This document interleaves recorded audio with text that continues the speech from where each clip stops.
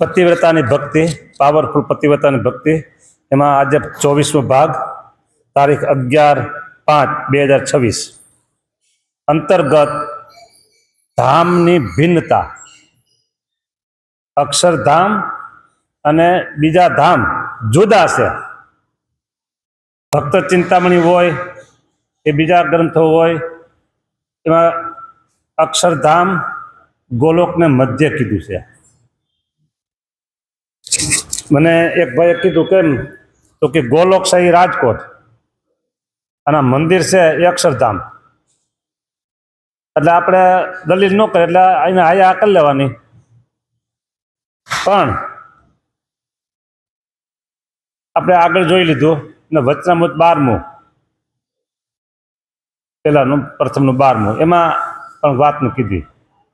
બરાબર, અધો ઉર્ધ્વ પ્રમાણે રહિત દિવ્ય તેજનો સમૂહ, ભગવાનના દિવ્ય સ્વરૂપથી નીકળતું જે તેજ, એ તેજનું જે સમૂહ એ અક્ષરધામ, મધ્યનું 13મું એમ કે છે. એ બધી ભિન્નતા જોઈ અને હવે આવે છે મહારાજ કહે છે આ વાત અમે કરી છે ને આ જ માનો, અથવા કાલ માનો, આ જન્મે માનો, બીજે જન્મે માનો. હું વાંચું અને પછી વિશે બોલીશ. કલ્યાણને અર્થે તો ભગવાનને સર્વ કરતા હરતા જાણવા એ જ છે. કલ્યાણને અર્થે એક જ વાક્ય કીધું મહારાજ, એક જ લીટીમાં, કે ભગવાનને સર્વ કરતા જાણ છે એ જ છે. હવે કે છે મહારાજ, જો જેવું પરોક્ષ ભગવાનના રામકૃષ્ણાદિક અવતારનું માતમ જાણે છે, તથા નારદ સનકાદિક શુકજી, જળ ભરત, હનુમાન, ઉદ્ધવ ઇત્યાદિ જે પરોક્ષ સાધુ તેનું જેવું માતમ જાણે છે, તેવું જ પ્રત્યક્ષ એવા જે ભગવાન તથા તે ભગવાનના ભક્ત સાધુ તેનું માતમ સમજે, તેને કલ્યાણના માર્ગમાં કાંઈ એ સમજવું બાકી રહ્યું નહીં. ઘણી વાતો એવી હોય કે સંસ્કૃત સાહિત્ય હોય એમાં વળતું હોય. બરાબર, જે સંસ્કૃતના શાસ્ત્રો ગ્રંથો છે એમાં હોય. હા,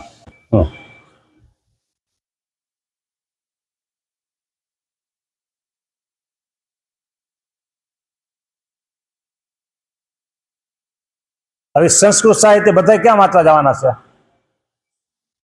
સંસ્કૃત સાહિત્ય ગામડાના અભણ માણસો ક્યાં જાણવાના છે? અથવા એકબીજા કોઈને સમજાવે તો ક્યાં સમજવાના હતા? પણ અહીંયા તો શુદ્ધ ગુજરાતી, બધાય વિદ્વાન હોય, ડિગ્રી ઉપર ડિગ્રી, એની ઉપર ડિગ્રી ચડે કે એવા વિદ્વાન હોય તો એને સમજાય, અને ગામડાના અભણ માણસ સમજતા હોય તો સમજાય. એવી વાત મારે અહીં કરી. ભાઈ કલ્યાણને પરોક્ષ સાધુ, પરોક્ષ ભગવાનના રામકૃષ્ણાદિક અવતારનું માતમ જાણે છે.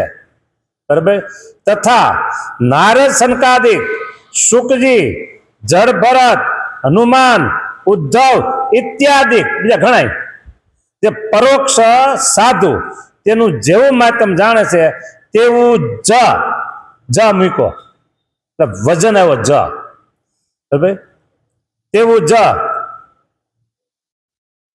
પ્રત્યક્ષ એવા જે ભગવાન તથા તે ભગવાનના ભક્ત સાધુ તેનું માતમ સમજે, તેને કલ્યાણના માર્ગમાં કાંઈ સમજવું બાકી રહ્યું નહીં. લ્યો, કાંઈ સમજ બાકી રહ્યું નહીં.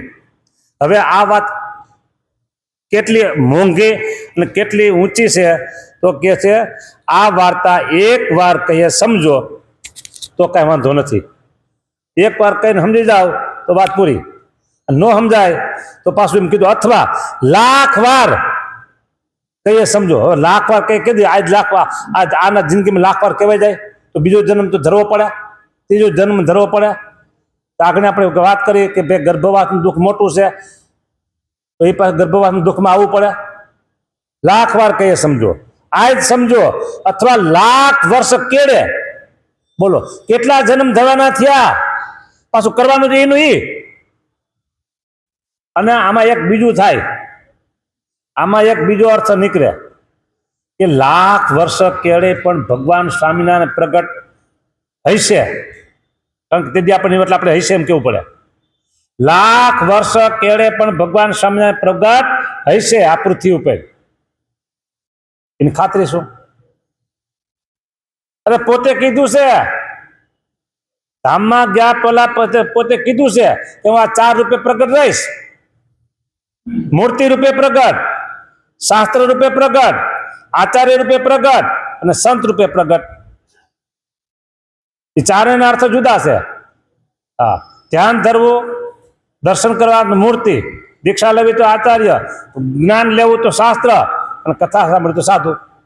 આ ચારેયમાં ભગવાન રહીને કામ કરે છે.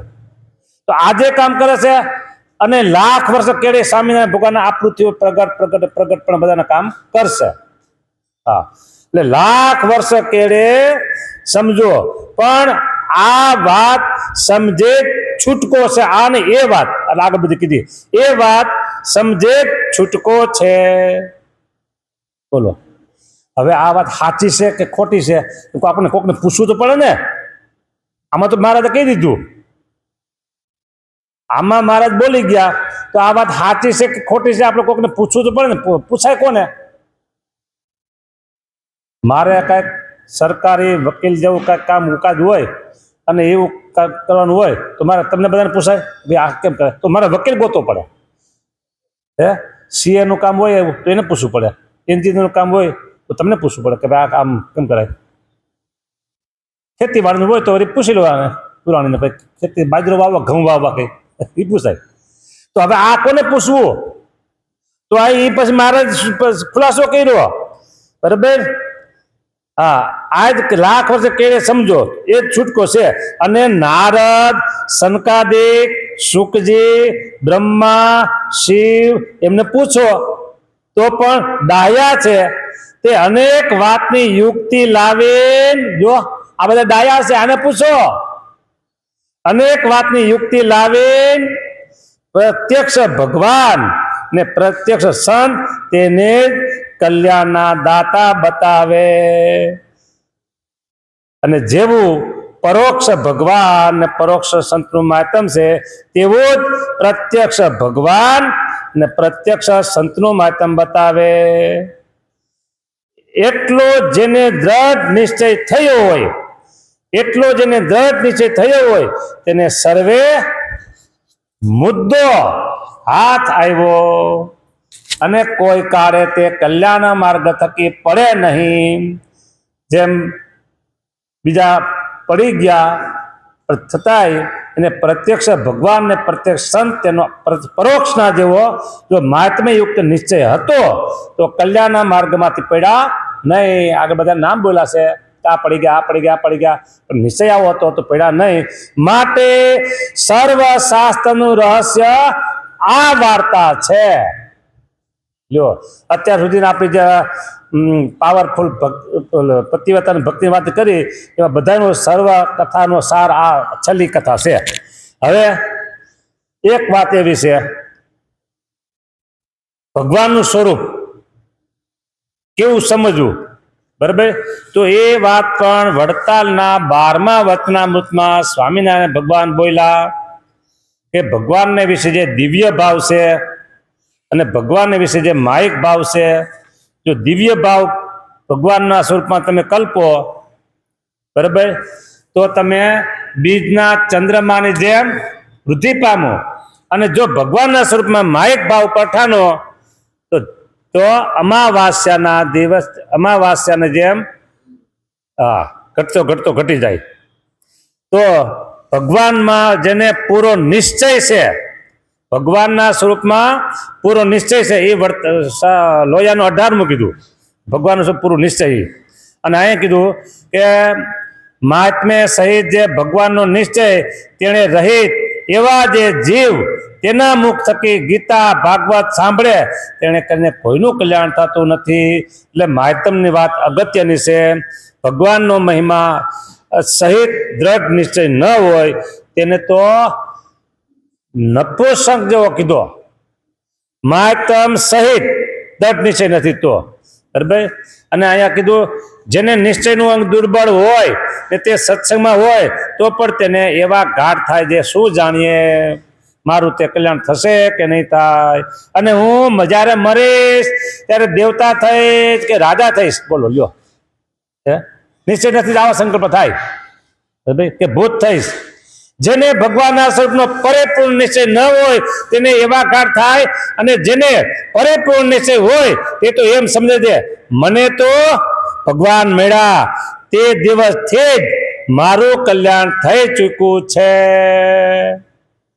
આવી જ વાત પ્રથમના 71માં પણ ભગવાને વાત કરી કે મારું દર્શન કરે એનું પણ કલ્યાણ થઈ જાય. તો મારા કલ્યાણમાં શું સંશય છે ભાઈ? જે દિવસથી મારું તે જ દિવસથી મારું કલ્યાણ થઈ ચૂક્યું છે. અને જે મારું દર્શન કરશે કે મારી વાર્તા સાંભળશે તે જીવ પણ સર્વ પાપ થકે મુકાય અને પરમ પદને પામશે. આ પરમ પદ એટલે અક્ષરધામ, આત્યંતિક કલ્યાણ. જે પદ બીજા ધામના છે એમાંથી શ્રેષ્ઠ છે તો પરમ પદ. ફલાણા ફલાણા ભાઈ પરમ પૂજ્ય આપણે લખી એટલે કંઈક મોટી વ્યક્તિ છે એટલે આપણે પરમ પૂજ્ય લખ્યા. એક સામાન્ય વ્યક્તિ કોઈક હોય અને એને આપણે લખી પરમ પૂજ્ય તો ઉલટાનું અપમાન જેવું લાગે. તો હા, એમ પરમ પદ એ અક્ષરધામ. એટલે અહીંયા પરમ પદ કીધું ને એટલે બીજા ધામ અને અક્ષરધામ જુદા થઈ ગયા. જો પરમ પદને પામે છે, પામશે. માટે એવી રીતે ભગવાનનો મહિમા સહિત નિશ્ચય રાખે પોતાને વિશે કૃતાર્થપણું માનવું. ને એ વાત સર્વે ખબરદાર થઈને રાખજો. આ વાત સર્વે ખબરદાર થઈને રાખજો. લ્યો હવે થોડીક વાત છે. મહિમા સહિત ભગવાનનો નિશ્ચય હોય તે ભક્ત નિર્ભય થઈ ચૂક્યો છે. મહિમા સહિત નિશ્ચય છે તો એ ભક્ત નિર્ભય થઈ ચૂક્યો છે. અને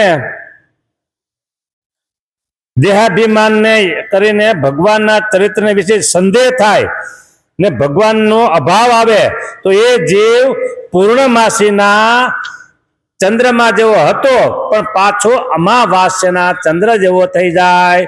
માટે પોતામાં જે કાંઈક થોડી ઘણી ખોટ હોય તે એ જીવને જાજી નડતી નથી. આપણામાં ખોટ હોય તો એ નડશે નહીં. પણ આખો યુટર્ન લીધો ભગવાને. પણ પરમેશ્વરના ચરિત્રમાં કોઈ રીતે સંદેહ થાય અથવા પરમેશ્વરનો કોઈ રીતે અભાવ આવે ત્યારે જીવ કલ્યાણના માર્ગમાંથી તત્કાળ પડી જાય છે. જેમ વૃક્ષના મૂળ કપાણા ત્યારે તે વૃક્ષ તેની મેળે જ સુકાઈ જાય તેમ જેને ભગવાનને વિશે કોઈ રીતે દોષ બુદ્ધિ થઈ એ જીવ કોઈ રીતે વિમુખ થયા વિના રહે નહીં. આપણે કદાચ ને ભગવાનમાં દોષ નહીં પડતીએ બરાબર, એ ભગવાનમાં છે કે નહીં એવો સંદેહ નહીં થાય. પણ અવતાર અને અવતારી આમાં સંદેહ થાય એ વાત નક્કી છે. કારણ કે મારી જેમ અવતાર અને અવતાર જુદા છે એમ કથા કરનારા થોડા, અને અવતાર ને અવતારી એક છે એવા કથા કરનારા જાજા. તો જાજી વાત સાચી કે થોડી વાત સાચી? જાજા મત પણ એ સાચું જીતે કે થોડા મત વાળો જીતે? હે તો પછી લોકશાહી બહુમતી જીતે. તો આવી વાતો સાંભળો ત્યારે તમને જો સંશય થયો તો પૂર્ણમાંથી અમાવાસ્યા થઈ જાય એ વાત પાકી છે. માટે ગમે તેની વાત સાંભળો, ગમે તેવી કથા સાંભળો, ગમે તેવા શાસ્ત્ર સાંભળો, ગમે તેની પાસે બેસો સંગ લાગે, પણ ભગવાન સ્વામિનારાયણ અવતાર અને અવતારી બે જુદા જ છે. કોઈ સંજોગમાં એક નથી. અક્ષરધામ અને બીજા ધામ જુદા છે, એ કોઈ સંજોગમાં એક નથી.